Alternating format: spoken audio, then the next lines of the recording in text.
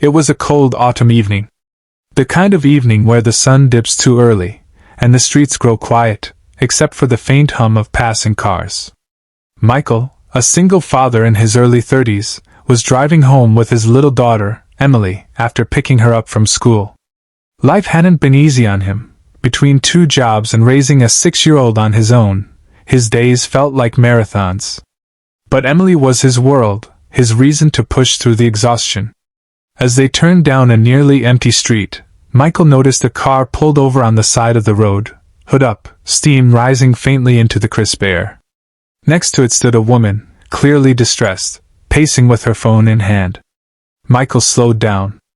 Emily, curious as always, leaned forward from the back seat. "Daddy, she looks sad. Can we help her?" Michael hesitated. He was tired, his hands sore from a long day of work. But something about Emily's innocent eyes urging him pushed him to pull over. He parked, got out, and approached the woman. "Evening, ma'am. Looks like car trouble. Need a hand?" The woman looked up, relief washing over her face. She was in her late 20s, wearing a business suit, clearly returning from work. "Oh, thank goodness. My car just died. Battery, I think. And of course, roadside assistance says it'll take 2 hours. I didn't know what to do." Michael smiled softly. "Don't worry. I've got cables in the trunk. Let's see if we can get you going." As he worked on her car, Emily rolled down the window, watching with wide eyes. She adored her dad, his patience, his quiet strength. In her little heart, she believed he could fix anything. Within minutes, Michael had the woman's car running again. Her eyes sparkled with gratitude. "You just saved me," she said, laughing nervously. "I don't know how to thank you." Michael shrugged. "No thanks needed. Just glad you'll get home safe."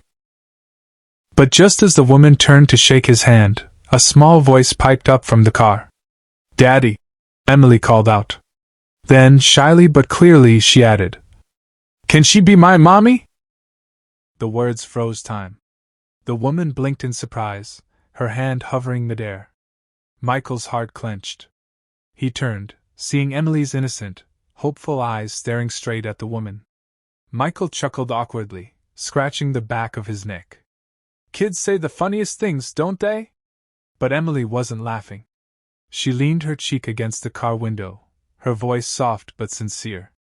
"Daddy's always alone. He takes care of me all by himself. You're really nice. You could be our family." The woman's eyes filled with something, warmth, mixed with the sting of her own hidden loneliness. She had no family nearby, no one waiting at home. Work filled her days, but her heart often felt unbearably empty. Michael quickly tried to steer the moment back to normal, thanking her again and preparing to leave.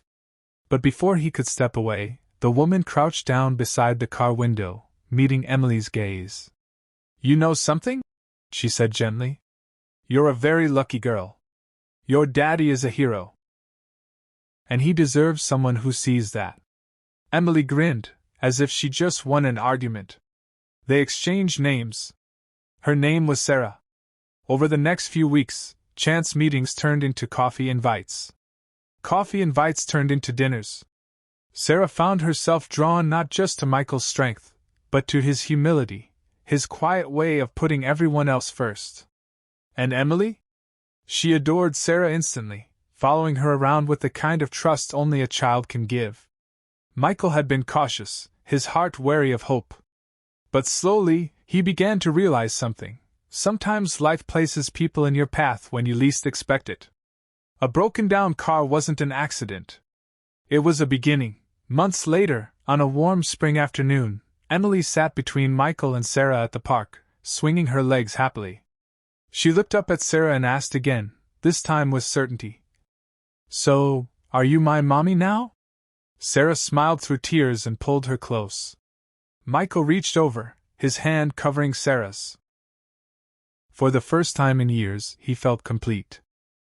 Sometimes the smallest act of kindness, stopping to help a stranger, can open doors to healing, love, and second chances.